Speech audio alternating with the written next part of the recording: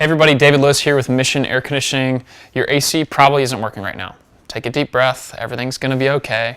We're going to walk you through a few very specific steps that may prevent us from needing to come out and you'll be able to fix your AC by yourself. So we're going to go ahead and take a look at a few specific things that you can try to do on your own. Okay, now that we're at the thermostat, there's a few things that I'd like for you to check. Obviously, every thermostat is going to be a little bit different, but here's a few keys to check. You're going to want to check settings.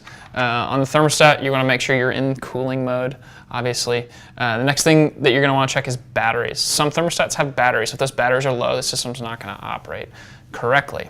Now, if the thermostat has no power at all, that means that the power comes from your furnace, which is typically going to be in your attic or in a hallway. So we'll check that in a second just to see why it might not be getting power from the furnace. So otherwise, batteries and check settings. Now, if the unit's not running very well, don't put the temperature way down. The system's going to run as hard as it can, so I would just leave it at whatever set temperature you want to keep it at for now. You might have to turn it off later. Next thing is check where your filters are. This is a return where the air comes into the system. Maybe put your hand against it, feel to see if air is blowing through the system. That will tell you that whether the furnace or air handler is actually on. Also, this is where typically you're going to have your filter. You're going to want to make sure that filter is clean, and if it's dirty, you want to change it immediately.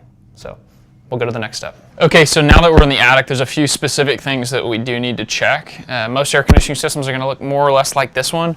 This is a furnace. You might think of furnace, you might think of heating. Well, your furnace is going to move air in your air conditioning system, so it is working whether you're heating or cooling. There's also an evaporator coil we'll show you in a second.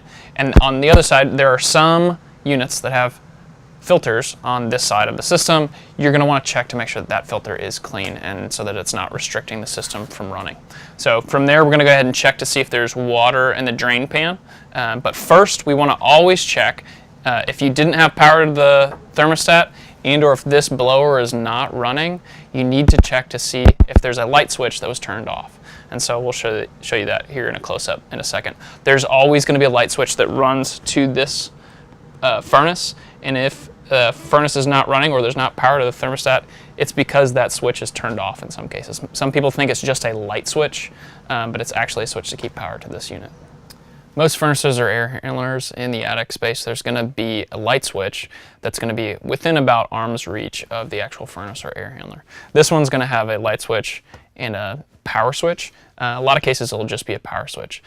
That's the confusing part. A lot of people might be in their attic, might put something up there for storage, or they may have some other person that comes up that is doing service in their house, may on their way out accidentally turn that off thinking that it's just for power for the lights, but it's actually power to the furnace. So make sure that these are in the on position to make sure that there's proper power to the unit so that it can run.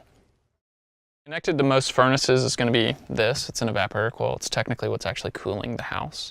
It's going to be super cold and it's going to create condensation. So it's cooling the air and it's creating water at the same time. In a lot of cases what will happen is that there's drain lines connected to this unit that's supposed to get that water out of the house.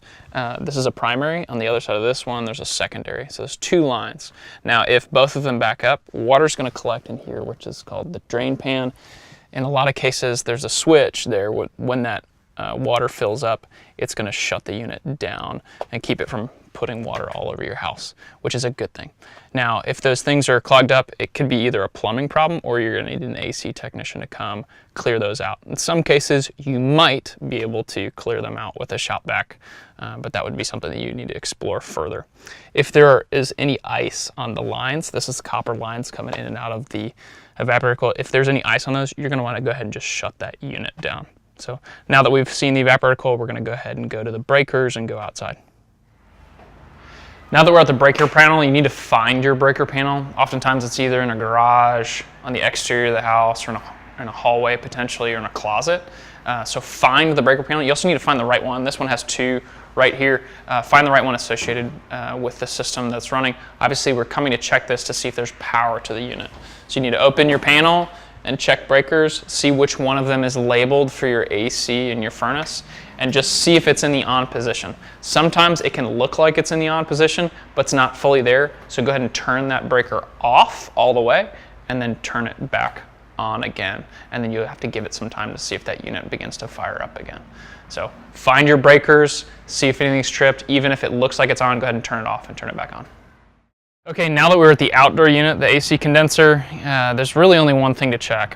I want you to see if the copper coming to and from the unit, back in and out of the house, has any ice on it. If it has ice on it of any kind, it's kind of frosting on the copper, that means you need to shut the unit down. Sometimes you can look inside and see if there's some inside as well. That would be an issue. You want to shut the unit down. You do not want to run the unit when it is freezing up. So outside of that, if these steps haven't helped you, you need to call us and make sure that you have an appointment scheduled for a professional to take a look at the system. So if you have any questions, feel free to call us. You can email us as well.